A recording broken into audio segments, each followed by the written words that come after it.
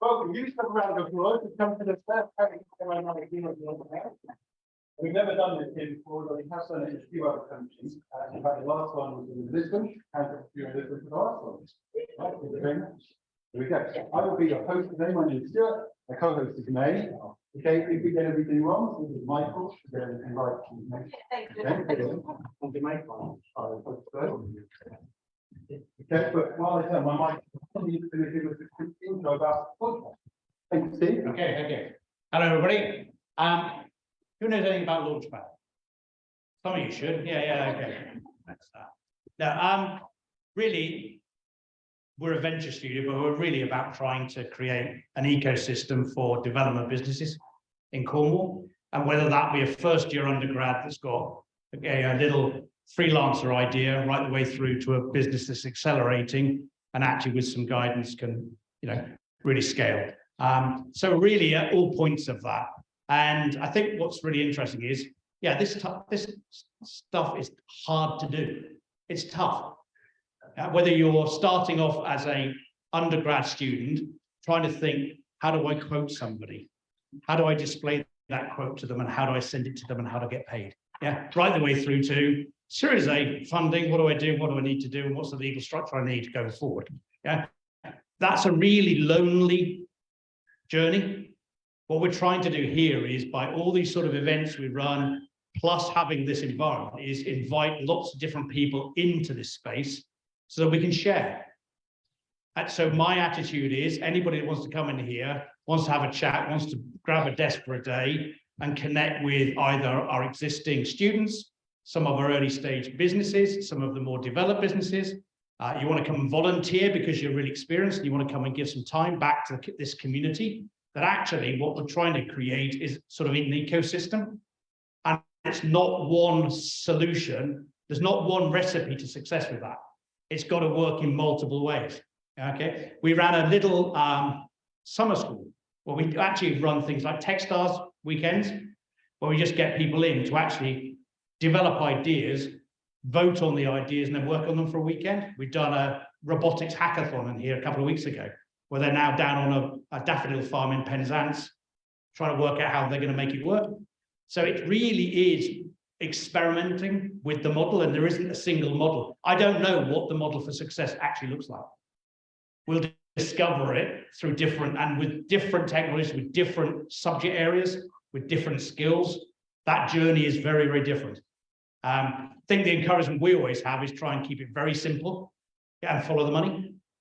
Keep it simple, start small, bootstrap it, move quick. And actually when it doesn't work and nobody wants to buy it, we'll pivot very quickly.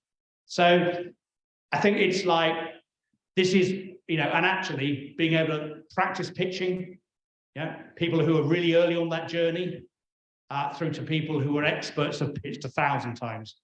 There's always a journey of discovery and improvement. So I really encourage anybody and everybody to pitch whenever they got an opportunity, whether that be through a networking event or whether it be through actually staying up front here and actually coping with those nerves and answering those difficult questions. And by the way, anybody pitching their idea today, it's okay to say, don't know the answer, but I'll come back to you, right? It's better to do that than actually say, oh, it's that's the answer. But all I'd say is have great fun. Please encourage the people who are actually sharing today. They're on a journey and we're all at different stages on that journey. And it's a constant learning and pivoting and adjusting, and adjustments that we're all going to have to go through in the next couple of years, I think, are going to be significant. But in that, there will be opportunity. But it's spotting what that opportunity looks like and how do you realize that opportunity is the key. Because the customers you've got today won't be the customers of tomorrow, because they probably won't exist. So it's how do you keep on reinventing and discovering what's your next opportunity. And that's the fun bit, isn't it? Because that's the unknown. That's brilliant, because that's the future. So enjoy it. Thank you for all coming, and back over to you, Stuart. Okay, thank you very much. Right, please be upstanding. Please be upstanding. First of all, I'd just like you to shake out your day, especially those of you that have travelled today. Thank you very much. Appreciate it. Okay, I want you to practice. Do you have a dominant leg or a non-dominant leg? Okay, practice standing on your dominant leg. Yeah, so I can do that one. Okay, then I struggle on the other one. Can you do that one? Okay, now what I want you to do is to reach out and hold on to the person next to you, which is hard for me. Okay, keep both sides saying it's all good. All right, now the point of Canopy. The point of Canopy is very simple. Matt, in his DNA, what he said to us was, we're all connected in some way. And as a result of being an ecosystem that tries to help each other, we can thrive a lot better. We can be a lot more stable. We can do a lot more. And so we just like to do this little warm up at the start to personify what Canopy is all about. Thank you very much. Okay, the demo night itself. You are the product of demo night. Now that sounds weird, right? But we're going to give you some drinks for free. You've obviously come here, we've given you some nice air and light and oxygen and gravity and stuff for free as well. But what we want from you in reciprocation is your questions. Why would the startup stand up here and ask you your questions rather than your cash? It's because your questions are more valuable than money, even for the ones that are a little bit further along. Because your questions ask them things that they may not have asked themselves. What is the #1 reason that startups fail everywhere in the world? Run out of cash. That personal thing? Okay. #1 reason. People don't want it. People don't give a, we have a stream. People don't care about it at all enough to give you money for it. And this audience is another way of each startup reimagining and rethinking, am I doing something that people care about? Now, you might not be the target demographic. And when you ask them a question, it sparks something new. You might be the target demographic and say, that makes no sense to me at all. But you know, if it was purple, that would be perfect. All of this stuff comes together every month in Canopy to try and help people to thrive. And so your questions are the most important thing today. We have 3 astute panelists who are right here. Please stand up. Please stand up. These panelists are going to lead the questions, but they're not the only filters on it. You are the main filters, okay? Do you want to introduce yourself? Just say who you are. I'm next on Paul and after the investment fund, and we find we find very comfortable. You enjoyed that, mate? It's not There we go. Hi, so I'm Adrian Scales. I'm the investment manager at Falmouth, as most of you know. So I predominantly work with the existing portfolio companies. So we've got about 40 active companies in the portfolio at the moment. They will come through the traditional Launchpad route. And we're now just branched out in the last quarter to our direct entry. So working with already established companies to bring them in. I know a couple of teams pitching at the moment, speaking to guys in the team at the moment about how we can fund and support their growth through to the next stage. Hi, I'm Ori, and I work for a company called Sitel. I'm a client development manager for them, and we're in the business of customer experience and services and transformation. So here to help you figure out, hey, once you get your customers, how do you actually serve them? What does that journey look like? And how can we de-risk your investors' money and time into a viable product that is hopefully super successful? Brilliant. Thank you very much. Okay. All right. So that's a trusted panel. And what we're going to do is each of the demoers is going to have 5 minutes to share something about what they're working on, and then 5 minutes Q&A from each of you. Okay. It's going to be really hard and critical about the 10 minutes lapse, because 5 of those in a row makes 50 minutes, and that's all the time we want to spend doing this. Then there's time to drink and chat and ask all the bigger questions later. Make sense? Anything confusing so far? Did I mention we're live streamed? Okay. Yeah, okay, so we are live streamed and it is recorded and the camera is there, okay, looking at these people, and that's why these mics are helpful, because it's all going out on that. Terry is tending a chat, so if anybody's on the live stream and wants to ask questions, they'll do so through there. Okay. What else am I supposed to remember, mate? Health and safety. I get the boring bits. Toilets to your left. Okay, over there, and if there happens to be an alarm ringing, we all leave the building and congregate on the green area out front. That's so British by a New Zealander. That's brilliant. Thank you so much. Okay, and there's not a planned fire alarm, right? No. No. So our first demo is from Charlie. And what I need to help you understand, if you've not been to one of these before, is the energy you give is the energy you get back. So you need to greet her to the stage in the way that you want to encourage her to do her best performance, okay? So I want you to practice sort of, can you clap? Can you hear? Okay, much more critic. I like it. Okay, that was the practice. That was the practice. Okay, okay, ready? 3, 2, 1, the big one. So, okay, I will be your right. Okay. Hello, everybody. I'm Charlie, and I'm representing the Bobo Finnegan Adventures. Just going to pop this mic down for 1 second. Now, I'm going to throw some things at you all. Can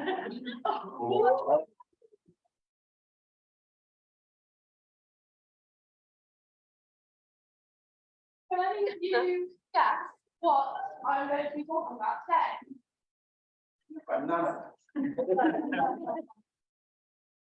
Anybody else? No? You're close.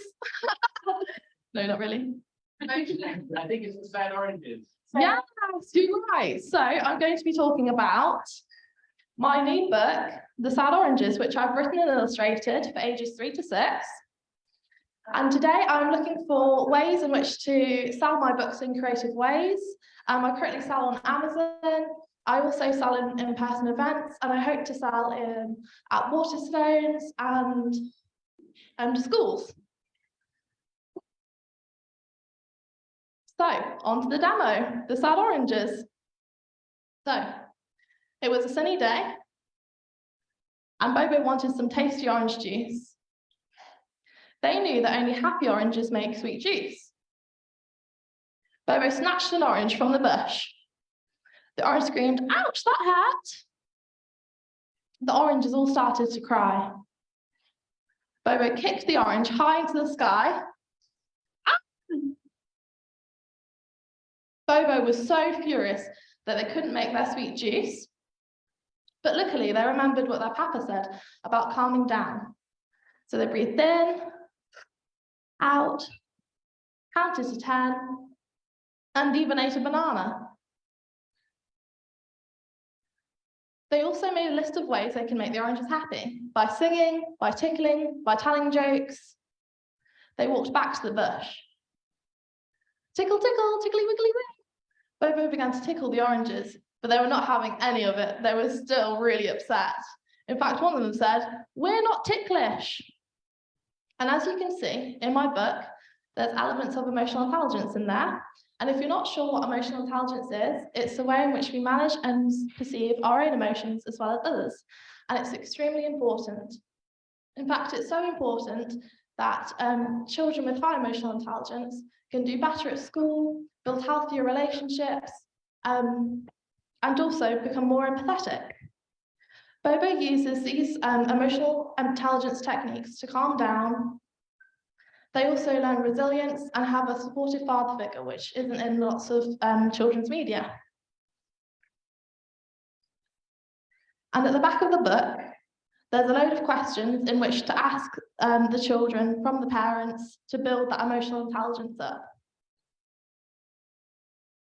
And if you haven't noticed, I use they, them pronouns in the book because Bobo's non-binary. That means they're a gender-neutral character. When referring to Bobo, we use they, them pronouns. And I think it's extremely important to be inclusive today. In fact, one of my friends is trans, and growing up, they said that they had no books in which they could relate to. And so I think it's so important that today we are more inclusive. Thank you so much for listening. I'm Charlie. I write and illustrate the Bobo Finnegan Adventures. I'm selling my books today for £7, and there's a deal 2 for £10. Thank you so much for listening.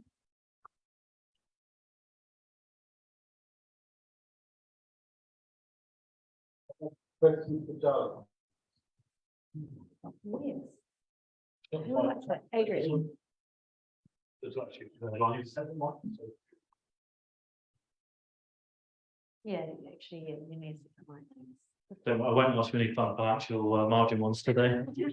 I was just thinking about your route to market, and obviously to reach the parents who are obviously buying the books and making that decision. How do you make sure you get your book to everyone who needs it? So, is that going through schools, libraries? How are you getting the book out to the people who need it most?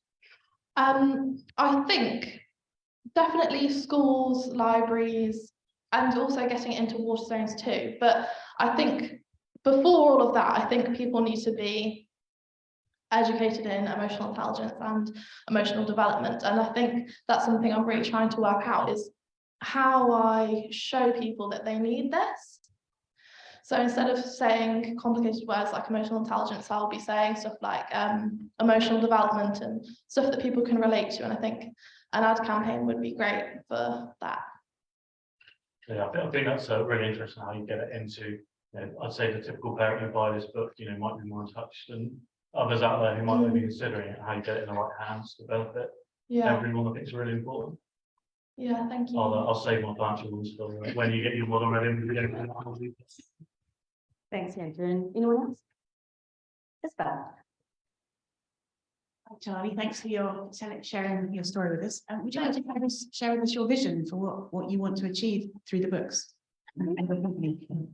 So ultimately, I want children to be happy, healthier, and for better relationships with their parents and for everybody, really, because emotional intelligence really does help you become successful, and it's been shown through several studies. And I think just spreading that is really what I want.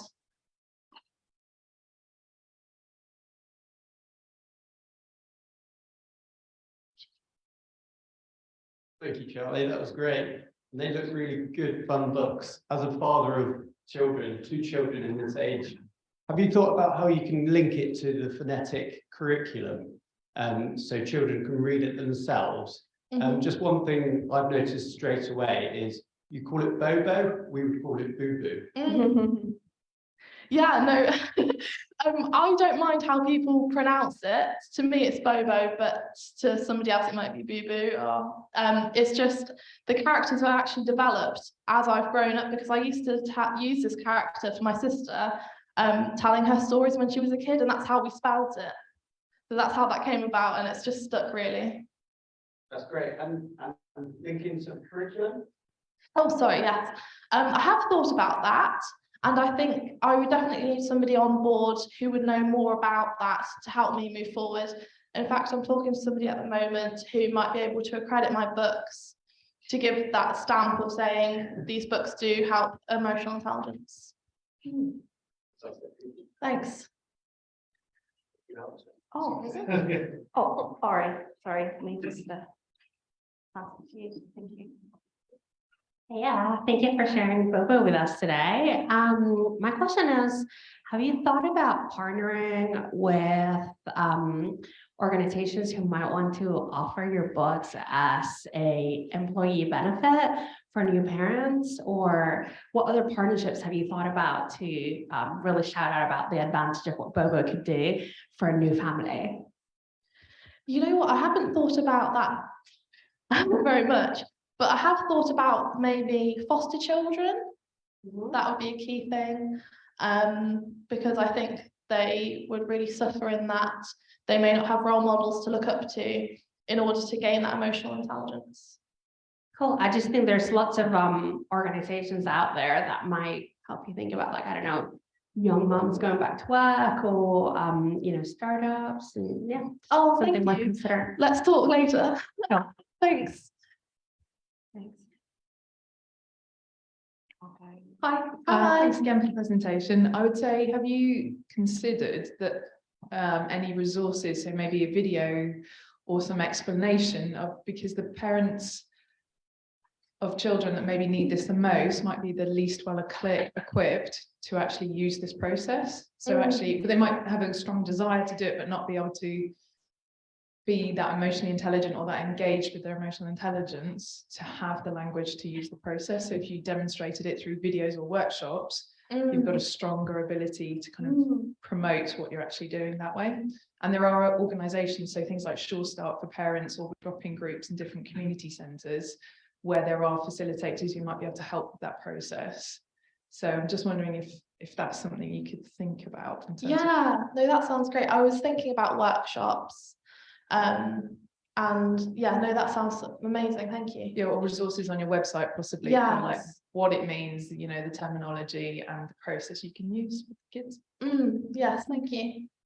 Right, our call time there. Thank you very much. Well done. Hang on, I've just got one question, an Yeah. important one, sorry, more important than yours, right, sorry. Can we eat the oranges? Yes. All right, if anybody's got more questions for Charlie, you can speak through at the end. But talk to her at the end. Talk to Charlie, you've got some questions on the chat that you can maybe respond to while we do the next one. So well done. Congratulations. Give a round of applause. Ian Moran, you've got to follow that. I'm so sorry. That's quite tough for you. Okay. I'm going to be your slave for this one. No problem. Okay. Give him a round of applause like you really want him here. Yeah.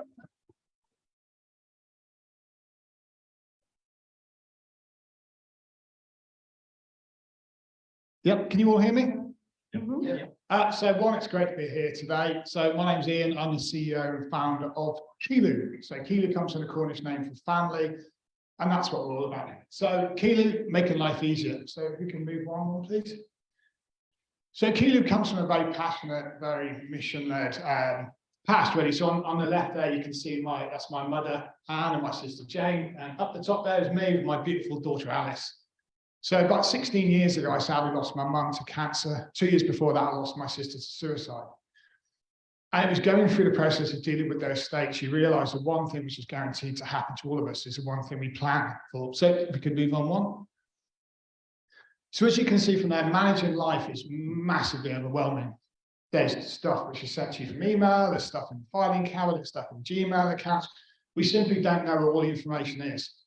And the background, or the issue with this is, it's making our lives massively difficult. It's also making the lives of our loved ones massively harder in the future. So we can move on a slide.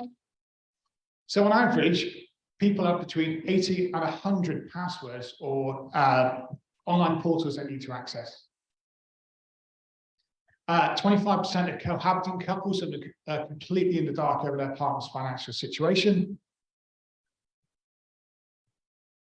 And the net result of this, there is an estimated 200 billion in the UK in unclaimed assets. So this is bank accounts, savings, investments, pensions, all that information is currently left unclaimed.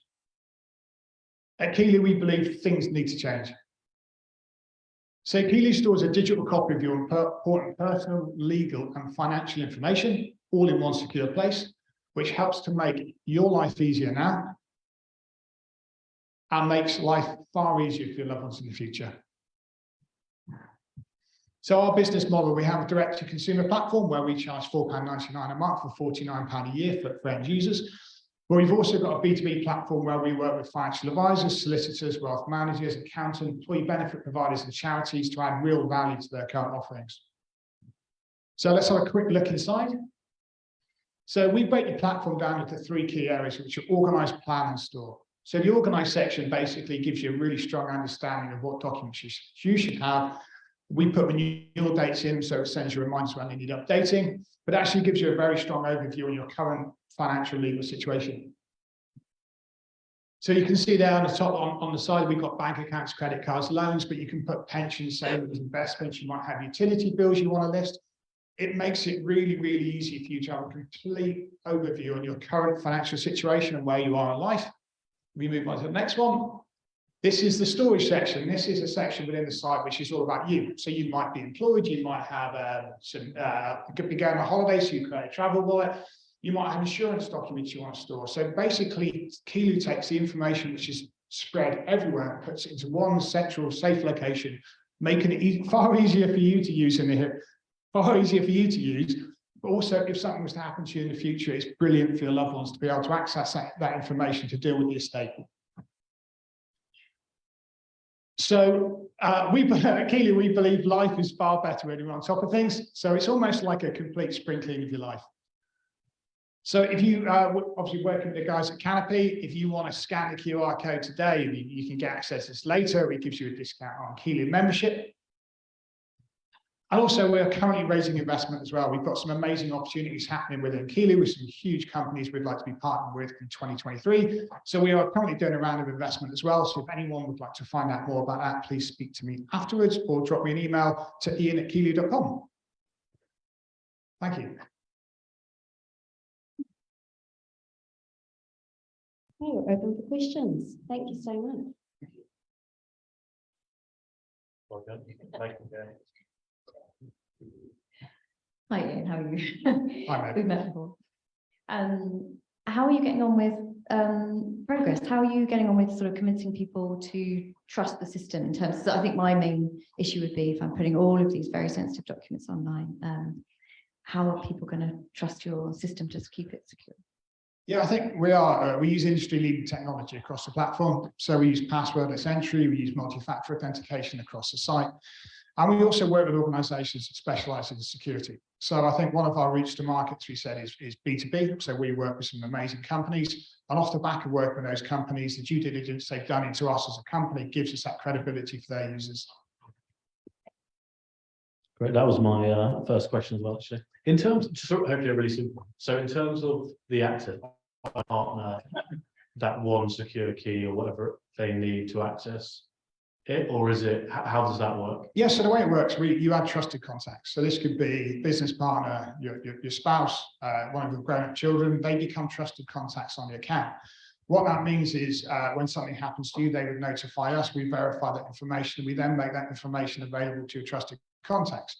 Going forward, we're looking to actually make certain information available at all points. So we call this kind of tiered access. So you can see certain information now, which is really useful with the onset of dementia and Alzheimer's in the UK and globally. So your trusted contacts notify us and then we give them the information they need to deal with the estate. Okay, how would it work? Again, really good example, say dementia or someone's aging and they change their contacts. How does that process work? Again, is it a bit like if you went to a law firm, you'd be notifying them who your power of attorney is? It's all done by the platform. So you would simply go into the section trusted contacts and you might have got divorced and you remove your spouse and you want to add somebody new. It's up to you and you can do it as often as you want on the platform. How would you make sure in this case, when if I want to change my will, yeah, obviously the lawyers, if I'm not of stable mind, obviously they wouldn't necessarily caveat, they wouldn't necessarily make that change happen. How does the platform work?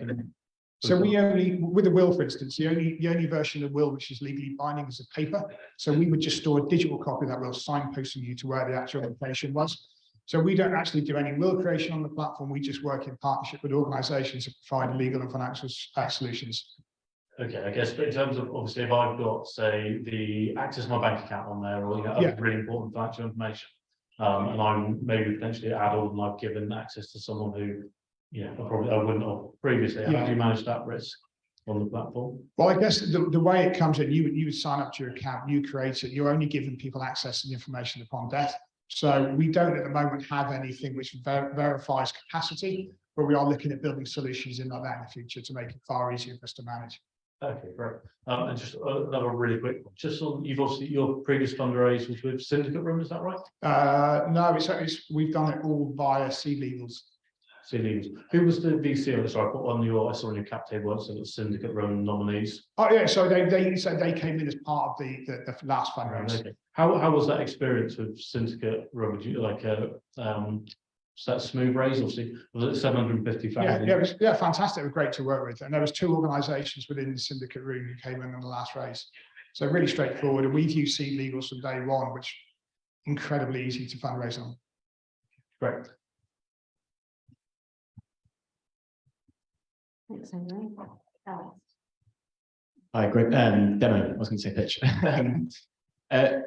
What's the thinking around, like, psychology-wise, convincing somebody to pay £5 a month with the consumer product? For me, potentially for the next 70 years, hopefully. With obviously the main purpose being that there's a benefit on my death. Well, I think one of the key things we're doing, with Keely, is actually making it beneficial to you now.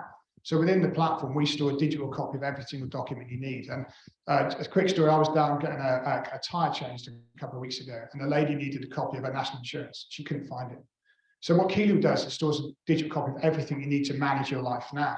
But actually our route to market, although we do go directly to consumers, mainly by our B2B networks who actually want to build stronger relationship with clients, build relationship with the next of kin. And therefore you can use the platform on a day-to-day basis. You really will benefit from it. So just imagine going on holiday and you've got your rucksack stolen, you've lost your passports, your tickets, your accommodation. Well, that's all in Keeley, so you can just access it easily. So one of the key benefits is for people who are signing up, and we're seeing most of our users are aged between 45 and 60 at the moment, is actually by using the platform, paying £4.99 a year, you're going to save your family members thousands of pounds in the future on probate, and also time at a time they're getting over the loss of a loved one. Sorry. Question? All right. And then. Thanks. I just want to say I really like the idea and the system. I think it's brilliant. It's long overdue. And I've got an answer for one of your questions. Wait till you have kids. Every bit of paper you have will be destroyed in a matter of seconds, no matter where you hide it. So this is absolutely superb. Thank you. Thanks, Ian. I would agree. I've been through the same situation and it's really hard, isn't it? So my question is, why does everyone not do what I do, which is have a Google account and share your passwords? It's all free. Because I think one of the things with a Google account only does one section of what we do. It's basically file storage, but what Keeley does, it takes you through a very guided process of what information you need, why you need it, keeping it regularly updated, linking into organizations that can help you. But a key part of the platform, which we didn't really go into today, was the emotional side of it. So we've got photos on your phone, photos on your laptop. And we had a prime example last week when we were trying to find a photo for some marketing we were doing. It's almost impossible to find it.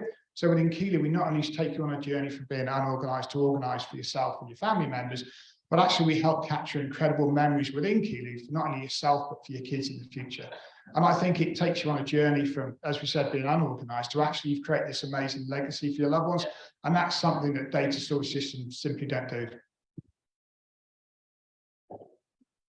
Hello. See, I have a question for you. Competition. Who else is doing what you're doing? Because I'm aware of another company that, I've been told are similar, but who else is doing it? Yeah, so there's quite a few over in the US. So Everplans would be our biggest competitor in the US. In the UK, there's a company called Join Legato, who would probably be our main competitor.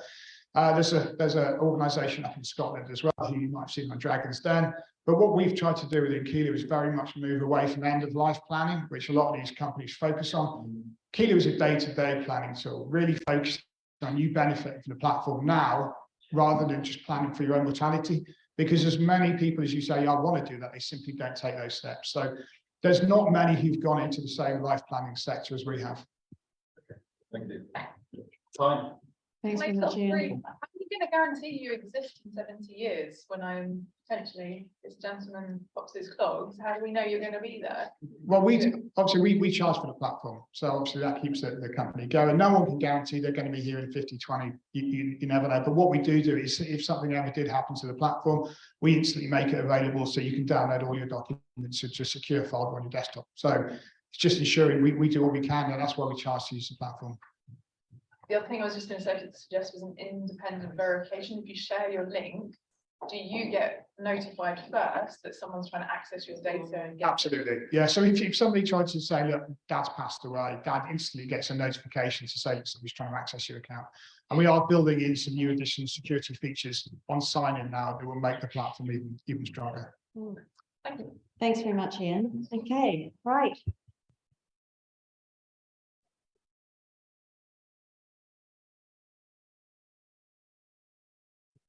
All right, pretend you want it there and give them the biggest round of applause you've got.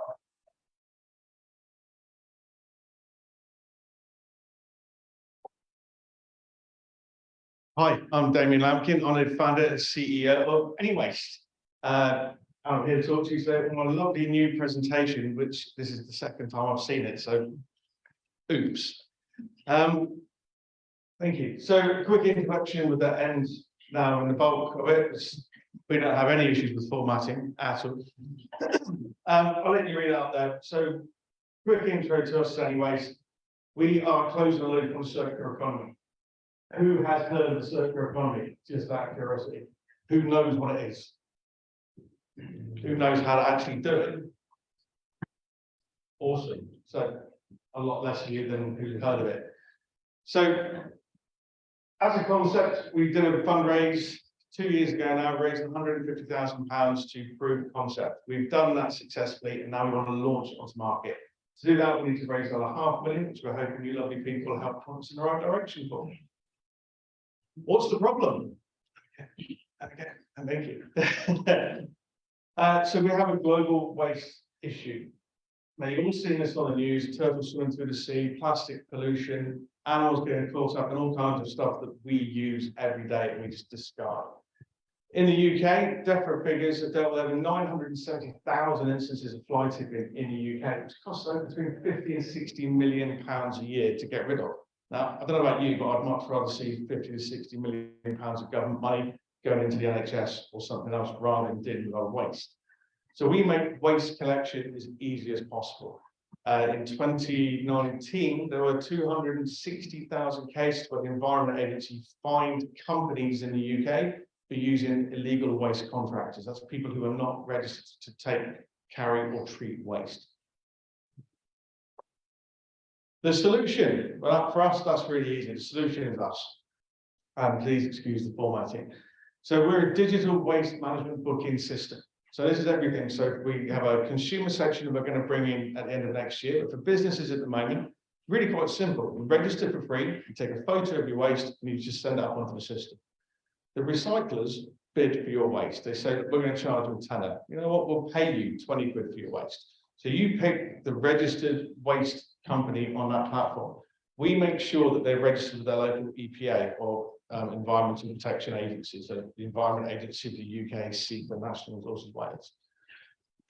And we track the waste. You'll be able to see very much like Uber, the lorry coming towards you, picking up your waste, and then you see the lorry going back. You'll see if they pause as well. So if they pause, typically for unscrupulous companies, because they're throwing it over a hedge. So you'll be able to see your waste, your little waste lorry going back to the recycling facility to get rid of that waste. Now, so that's your tracking element of it. For the recycler, all of a sudden, everything's digital. No tacky bits of paper that get lost, spelling mistakes. It goes on from a recycler's point of view. Trust me, I know them. I've been doing it for 23 years. I own a battery recycling company up in Scotland and in the Midlands. Paper is a nightmare in the waste industry. So with this, it also, as a recycler, adds up all the numbers coming in, all the numbers going out, the correct waste codes coming in and going out, and does my quarterly and monthly returns for the Environment Agency at the click of a button. As a recycler, that saves me weeks every quarter getting that ready. With our company up in Scotland, for example, we've got 3 members of staff who work for 2 weeks every month to make sure that our reporting is correct, the Environment Agency and SEPA, because we have to work on 2 different government regulators.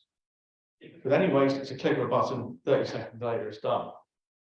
So the outcomes of our system is it reduces costs and makes sure that everybody on the system is regulated and verified with the local EPAs in the UK. We're trying this out in Europe as well. So the important thing to recognise here is we're not just a UK-based company. We want to take this completely globally. Now, 1 minute left, or 1 minute, 1 minute left, thank you. We also have a marketplace so that recyclers can sell their material out to actual registered refiners all over the world. The important part of that is when the refiners have that product, they can now sell it on the platform back to manufacturers. So we take it from consumers and any waste producer to the recycler, to the refiner, and we make it available for the manufacturers again. That's closing the loop on the whole circular economy. Go for it. Market opportunity. In the UK alone, over $9 billion, £5 billion, sorry, is exported from the UK. 3,000 waste companies, 25,000 registered waste carriers, and 55% of all your waste is sent to landfill. Such a waste of money. It's ridiculous. If you look at it in pure pounds and pence, it's crazy. So 2022, we proved concepts. We've actually got it out in test at the moment with several recyclers across the UK. It's also been tested in the US with a couple of brokerages. 2023, we're going to do a second seed fund up to £500,000, which is open, by the way, just in case you've got money in your pockets. And we're going to be launching in the UK and Europe and launching our global e-commerce platform, which is the marketplace for waste and for product back to manufacturers. In 2024, we're going for a Series A, where we're going to be taking the system not just from the UK and Europe, but out to the rest of the world as well. We're open for investment, looking for £500,000. Thank you very much. What happened then, Stu? Awesome. Brilliant. What we're going to use that for? Well, we've been in contact with people like Ripple. Some of you may have heard of them, some of you may not have heard of them. Big crypto company. They're really interested in this as well because the back end system of developing into a blockchain system. So we can actually, every time something goes on, there's a permanent ledger online.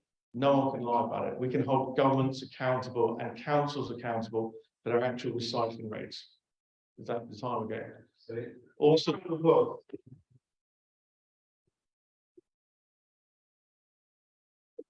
No, close. I mean, in Lisbon, I did that in 3 minutes, right? So Actually, yeah, you did so well. Okay, any questions?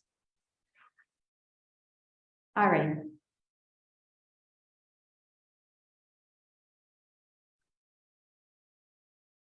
Hi, I just wanted to say thanks for the presentation, and I'm really delighted to see that this kind of system is up and running and operating, because it is, you know, it's such an opportunity basically. Waste is raw material waiting to happen and be repurposed, and yeah, the sooner that people invest in it, the better. thank you. One of the things that we tend to do is we don't think of waste as waste. We see it as surface mining, because this stuff's already been taken out of a hole in the ground. It seems kind of pointless to go back to a hole in the ground. We can actually turn that into something. I've done it for the last 23 years. I used to turn PlayStations into seating clips for the Olympic Stadium. We did it from here, actually. I'm from Falmouth, live in Exeter, looking to bring a company back to Falmouth. Oh, sorry. Yeah, definitely second that, and yeah, the more recycling, better. What's the kind of, in terms of the circle of how it works? You take your photo, someone sees it, then bids. What's that cycle? How long does it take, in the sense of, is there a time that, you know, from taking the photo to having someone take it, what's the average time you're waiting? Well, that bit that we're testing at the moment. So we haven't done that for consumers. Sorry, I haven't done that for consumers yet. We've done that for businesses, and it's typically under 24 hours. 24 hours is the most extreme case. Somebody had to wait for a quote. It usually happens in about minutes, to be fair. Recyclers want your waste desperately. They need the material throughput. They can't ship out waste. And let's face it, 90% of all waste in the UK is exported. Solid waste movement is accountable for 6% of all CO2 emissions globally. A study done by the UNHCR, actually, when they were doing the whole UN sustainability goals, proved that 1 ton is moved 65 times. It's ridiculous. And we did a thing with Interpol last year. I've gone completely off track here. So yeah, it's more just kind of 10 minutes, 24 hours. Are you looking at it like an Uber, and there's 10 Ubers, but these are kind of recycling? So how often? It's the same thing. So recyclers are constantly looking to pick up your waste all the time. So instead of having 10 Ubers, you've got 3,000 waste companies wanting to find your waste. The other beautiful part of making sure all the carriers, 25,000 waste carriers in the country, man in van, your local scrap guy coming to pick stuff up, and recyclers will be on a system like ours, is because 2024 they have to literally flip into digital from paper-based, which is going to be a bit of a nightmare for a lot of people moving from a paper-based system to a digital system. Our system is the only global system. At the moment, there are systems coming in for the likes of Biffa, Viridor, big companies, but you have to have a waste contract with them. And the company's solutions just for England, just for Scotland, just for Wales, just for Northern Ireland. None of them do cross-border movements. So I'll throw that. I understand there's a question online. Yeah. What does it take to move this project to another country? Thank you, Pedro. I've got a history with Pedro, by the way. He buys too much gin for most people. Not a great deal of effort. For us to move our system directly into any European country at the moment, it's just translation. So we need to translate and move it out. The beautiful framework that we have, the beautiful thing about the framework we have for waste in the UK is we used to be part of this glorious system called the European Union. So we've built the framework together for the last 45 years. I'm an innie, by the way, just putting that out there. Let's get back innie. So our system matches theirs absolutely completely. So the only thing we've got to do is translate it. Thanks, Pedro. Okay, hang on a moment. And then you are. Hopefully it was a quick one on this. What's the revenue model? It was there. So the best person you want to speak to about that is our MD, Isabel, who's behind you. She's former Morgan Stanley investment fund manager as well. So she'd quite happy to give you that in detail. In terms of just really brief, who are you charging? Is it the? So we only charge the recyclers. So the recyclers for the public, when that bit comes out, and for producers of waste, companies, anybody really, it's free. And the idea is we want to make life easy for you, because the easier it is for you, the more the recycler gets. Charge a recycler from £25 a month all the way up to 700, depending on what they need, if they need weighbridge integration, whatever. But generally, it's 25 to £150 a month is the biggest sort of areas. So they're paying to have access to the waste coming out from your clients. They're actually paying to make their systems digital to save themselves time. So any waste company would have 3 to 5 people working for 2 weeks to make their quarterly returns look reasonably sensible for their regulator. And then they'll have another 2 to 3 weeks trying to put all the corrections right that the regulators found, because they always find something. So typically it is money saved. So do they have to ensure everything goes through your platform, or can they use your platform to record waste? In the perfect world, I love them to use nothing but our platform. If they have their own systems, just quickly put an API in place. And I say quickly because it's not that complicated. At the moment, waste companies have paper. It's very easy to move from paper. I can take their last quarter's returns and upload them into our system. So I've got their historic data as well. That's really, really simple. If it's a larger waste management company, Bureau or BIF or whatever, the premise of their system is going to be pretty much identical to ours at the back end, because it's all geared around reporting to regulators. So we'll just build an API to emulate that into our system, and then they can take customers for our system. That's really what we want to happen, to be honest. So, great, thank you. All right, it's good time.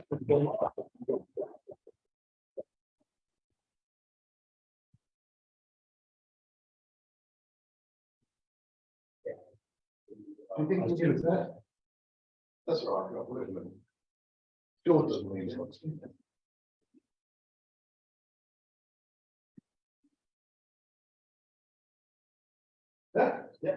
Yeah.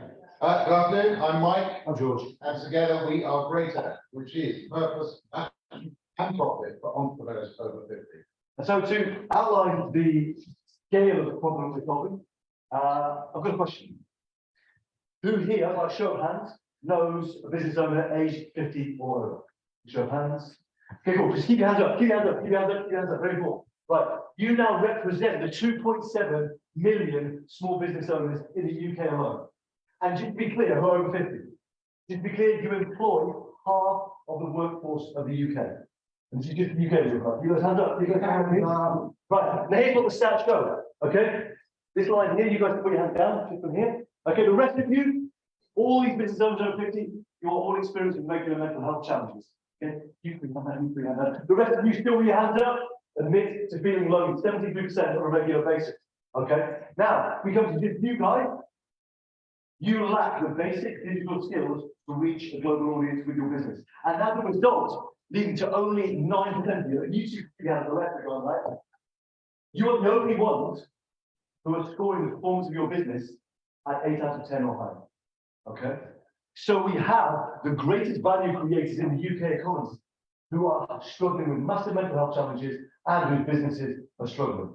And this leads us to know that personal and business development for the over 50s is not fit for purpose.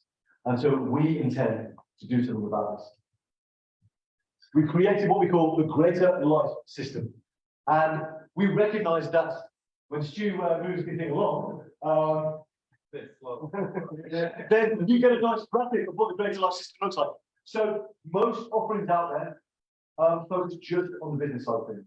Okay, but it's really hard to build your business, particularly after 50, when you are faced with a crossroad after 50. Empty net syndrome, bereavement, caring for an elderly parent, planning a retirement, and suddenly got screwed by the cost of living crisis. So we offer a solution through teaching, transformation, tools and a tribe to help you get what we call the 4 pillars thriving: health, happiness, home, and yours. Superb. So we started with testing, and we tested specifically for the community that is the Greater Life community. We use Facebook, we use LinkedIn, we do polls, we use a very clever thing called Score App. Stuart's a major fan of Score App. We are also a major fan, and we have an affiliate link, which you're welcome to ask us for. Score App enables us to gather data, and not only that, it actually gives an assessment back to the individuals that take part. That took us into a 5-day challenge, or quest, if you like to call it that, which then took us into forming a paid subscription community. We are already just in revenue. The community has activity which is habit forming, habit tracking, motivation, mentoring events. Oh, there we are, thank you. The still can see mentoring events and connection, and we do that through regular weekly Zoom calls. On top of that, George goes live downstairs every day. Everybody in Launchpad gets to hear it. So the feedback from our community has been really, heartwarming, moving. Talking about just how much it's combating the loneliness. What we recognise, the challenge we now have is to scale this. How do we scale the impact we're having? And this is where our next MVP comes in, which is our playbook. It is a goal achieving and planner system that we're currently rolling out. Using the assessment from Sora, users will be able to assess where they're with their 4 pillars of health, happiness, home, and hustle, then set some goals according to their monthly missions, and then move that into what they do each week. And we're working with a BJ Fogg, behavior change specialist to help make sure that the system we're putting in place is grounded in small daily micro habits that result in massive change.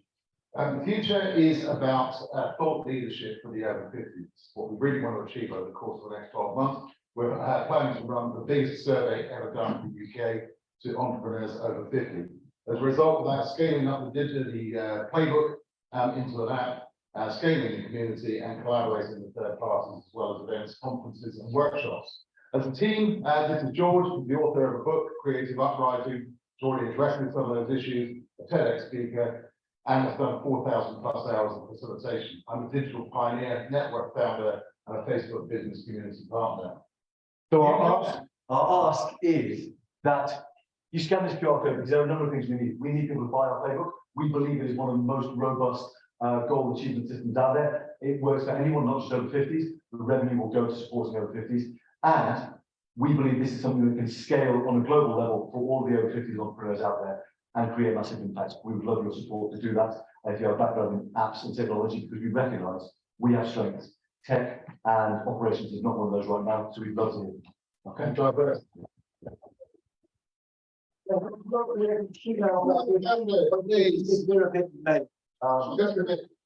Just a bit.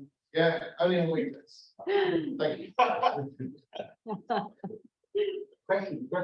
You've got a question. Okay, gentleman in the. Thank you.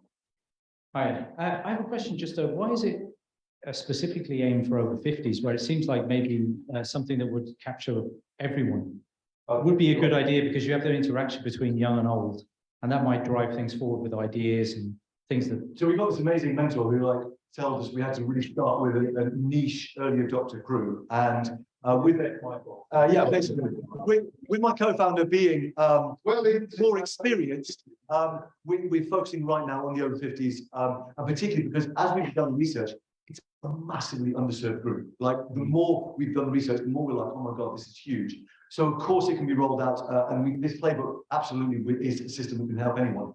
Our focus now is the over 50s because it's such a big market, it's a growing market, and it's a market that's majorly underserved.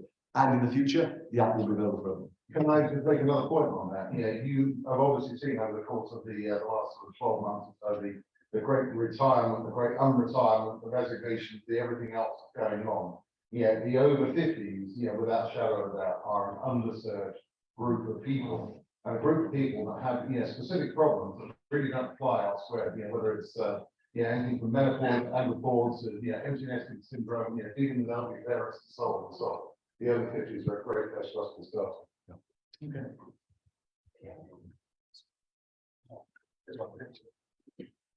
Hi, firstly, really, another really great idea. And just out of curiosity, where are you with tech now? You said you're looking for app developers and developers to get involved. Whereabouts are you now? So right now, our playbook is going to be a physical copy, a physical book that you can use QR codes to access digital content.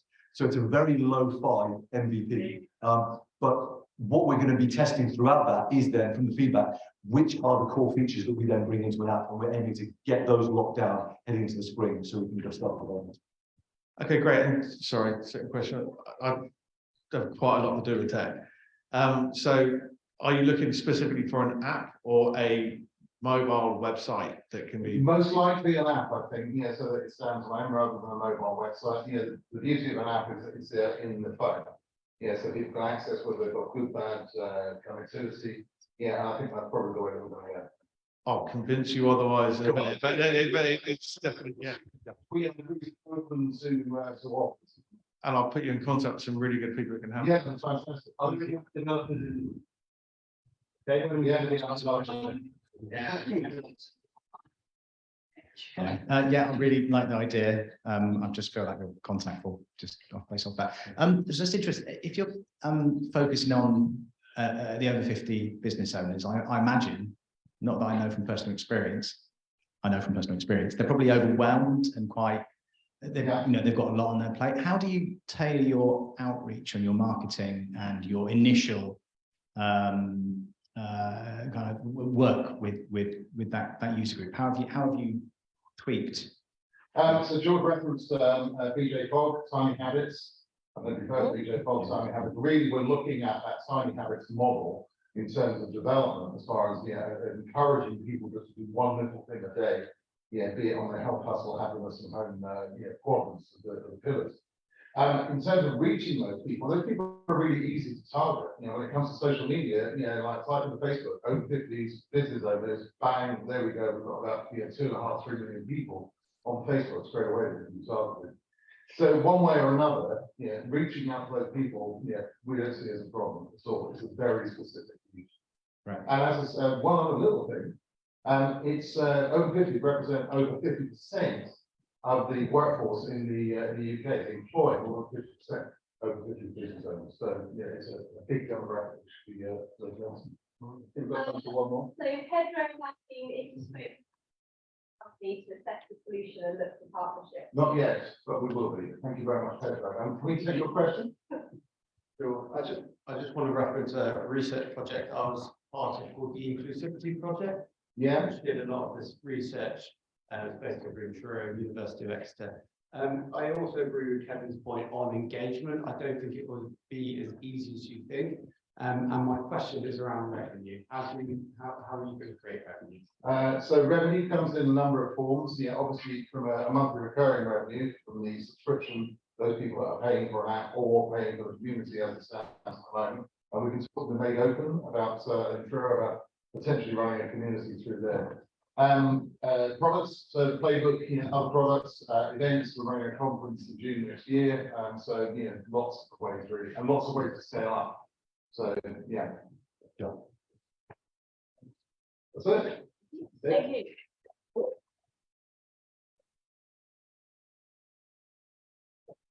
Okay, we're closing out with the last one.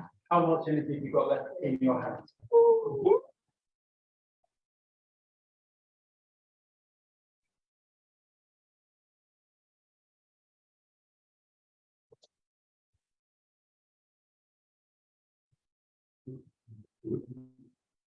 Good. Well, thanks for the energy in your hands. Thanks for the warm welcome.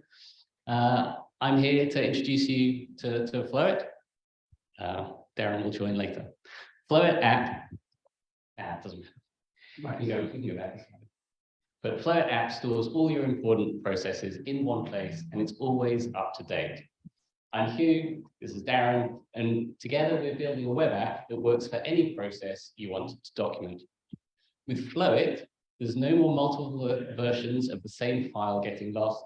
There's no more searching your work email for that thing that tells you how to claim expenses. And there's no more finding instructions to a system you no longer use. This is the journey of how we got here. But before we get any further, let's introduce ourselves properly.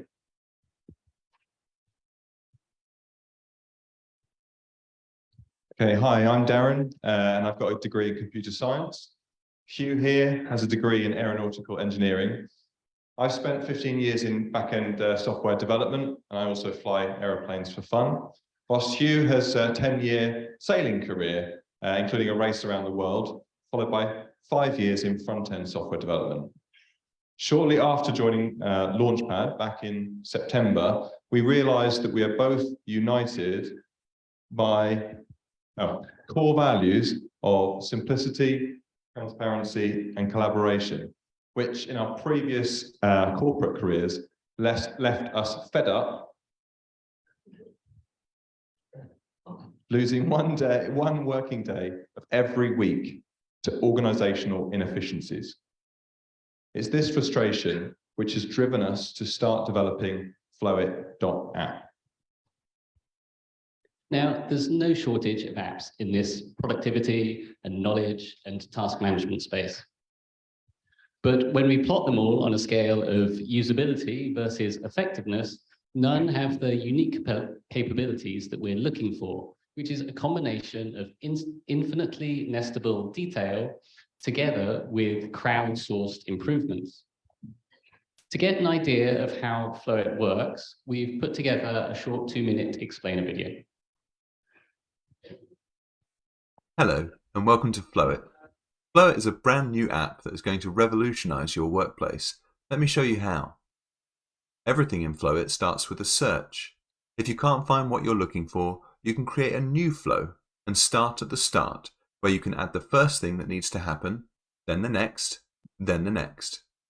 Every flow you create has a place for a description where you can add text, videos, and images to describe the flow. Spot a mistake? Everyone is encouraged to make the description better, but if they're not sure, they can always add a comment and see it get upvoted, downvoted, and resolved. Flowit powers the conversations companies need to have. It builds bridges between teams and lets whole companies work better. Everyone can improve the order of the flow, which is as easy as dragging and dropping in either the sidebar or the flowchart. Now, here's where it gets interesting. If the flow is complicated, it's easy to double-click to create a subflow to further break things down again and again, providing everyone with just the right level of detail they need. Every change to your flow is fully reversible and saved automatically, so now everyone can find it. That's one convenient place for all your important workflows. Flowit allows you and your team to capture your workflows in the way that you think and shows only what's needed, no more and no less. With Flowit, there are no more multiple versions of the same document getting lost, no more searching your emails for that thing that tells you how to claim expenses, and no more finding instructions to a system you no longer use. Everything important in one place and always up to date. To find out more or to request a limited beta invite, visit hello.flowit.app. So I've kind of stolen my own thunder there with the ending, but we are looking for beta customers to join us. So if that's you, you'll get early access and your ideas will help develop the product roadmap towards our target launch date of June next year. You can register your interest or get product updates by visiting our website, or you can send us an email via hello@flowit.app. So we're also looking for feedback on our idea from all of you. Do you get it? Do you hate it? Or do you love it? Thanks for listening. We'd love to take your questions, or if you prefer, come and find us afterwards. Thank you.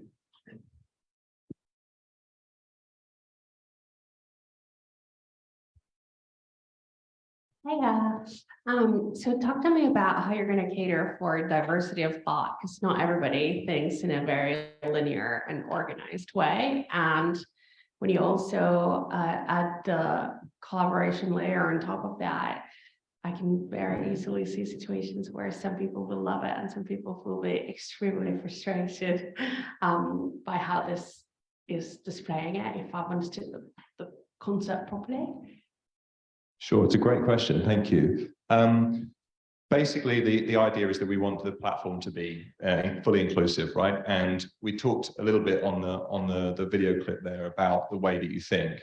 The idea being that you can use the either the flowchart if you've got that kind of high-level overview and the ability to drill down, or you can just use the sidebar where you create a list. So those are two things. The alternative is that you start right in the middle, which is your like wiki content.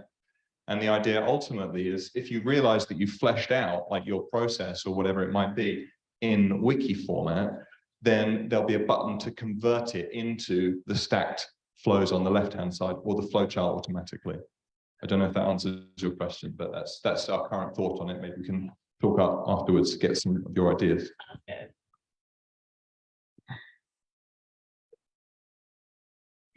Hello, thank you for that, very good. I could see a situation where in our company, lots of people quite similarly have a different view. So if someone in my team were changing something, then someone in the central function team would change it back to the way they want it to look. So how would you introduce controls over who is able to edit what is deemed the final version? Sure. Thanks. I feel like you wanted to. No. That is a really good question, and we've gone backwards and forwards a few times. It's something that that we actually had a meeting about yesterday. In terms of is the platform open for every single change that everyone wants to make? Does a specific document need to be locked down and have an owner? It's one of those things that when we get our 5 beta customers, we'll work through that with them. I think we referenced the core values that we share and that we bring to the company, the simplicity, the transparency, and that it's that sort of ethos that hopefully means that people would be happy collaborating on one single document that is understandable. I would add one thing to that, which is that goes on today in organizations. The difference here is that we would have the discussion bar where people can have that discussion and use the upvote, downvote capabilities, and it should naturally kind of conclude itself organically, which is what to Hugh's point, the values is what we would like to partner with businesses that share those values. We're not going to go straight into government organizations that want full control over every single process, not on day one. But we're well open to the prospect of adding some of those permissions as we move out of our initial target basis. I was going to say, firstly, your voice is very soothing. You're wasted not doing a. Anyone's still there? That was lovely. Yeah, I was going to ask actually, a jumping off point. Do you see your target market? I can see it working really well for startups as they're building that process, as opposed to like tackling large organizations, like you say. So I came from Oracle and I wanted this to exist. And that's obviously a large organization, but you're absolutely right.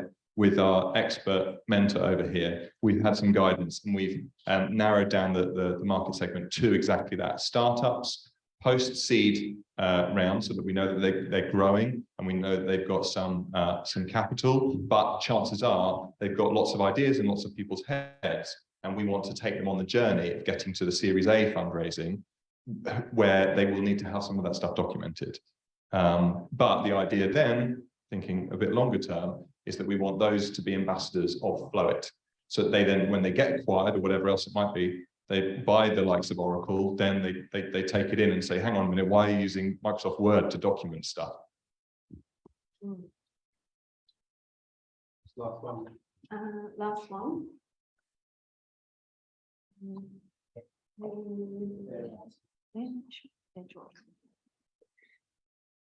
So I have a 9-year-old daughter and I really believe in you as a team. I feel like you've got the expertise.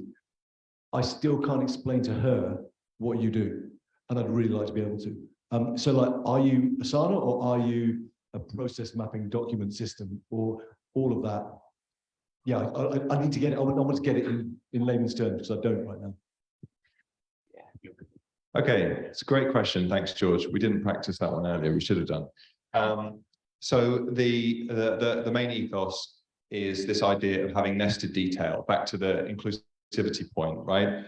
Let's say it's about a new joiner process, and you say, right, let's set up Outlook. Okay, the three of us might know exactly what that entails, but someone else might not know, like, how do I turn a computer on? The idea is that they can drill down into the setup Outlook, and the steps below that might be click here, click here, click here. But then they're like, well, I don't know what that step means.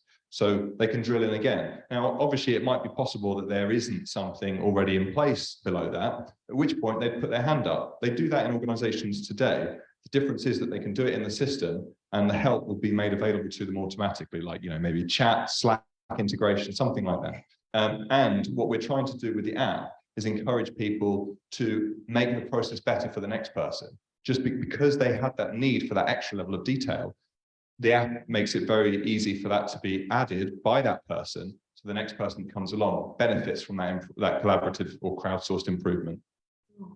Okay, good time. Yeah. Good time. Thank you very much. All right, I'm very conscious that I stand between you and drinks and chat, so I will make this very brief. Firstly, my apologies. Not everything today went exactly as we'd expected. But one thing that went absolutely perfectly was you all. So the questions that you asked and the thoughts that you had, I think are really quite inspiring. And that's exactly what this room is supposed to be for. Not, I want 500,000 euros, but actually, how can we keep iterating? How can we keep getting product market fit? How can we keep evolving? I just want to check, what have you taken away from today? Anything? Throw it out, just shout. Darren's got a lovely voice. Yeah, a great face for radio, is that what you're saying? I don't know. Okay, what are you taking away? I enjoy it. I think it's fantastic just to be able to present because it's a skill you only learn over time. So just getting out there and actually seeing some friendly faces. You're pretty good at it. This is not our room though, right? This is an easy room, right? Okay, what do you think? That we need to talk to George's daughter and get her elevator pitch. Yeah, and if you can either get George to play it back or get George's daughter to play it back, you're on the winner, right? What are you taking up? I've enjoyed seeing how a 10-minute pitch can be produced in a 5-minute pitch, and what the key and the takeaways are and what is actually important from that 10-minute pitch. Okay. Anybody else? I was going to echo that. I've got absolutely that's a message across the shop. It's really valuable for companies to have a chance to pitch. So thank you very much, Stuart. What are you taking away? Darren's voice. Just, what are you taking away? So many great ideas out there, and it's nice to have a friendly audience as opposed to one where you're pitching. I think the fact that it's demo. There's no confrontation. Yeah. Yeah, it was nice based on the product. We're talking about focusing on the products as opposed to Yeah. necessarily commercials. Okay. Now, you drove all the way from Exeter from this. What are you taking away? I think it's an opportunity to remember what I really love about my job, which is like imagining what the customer journey would look like for a brand new company, right? So that's just fun. Is that an answer? It's your answer, it's your truth, right? So thank you very much for everything you put into it. The drinks are a thank you to you. And Kerry, thank you very much for looking after the chat. And I just give everybody a round of applause. And we'll see you in a moment. Go enjoy.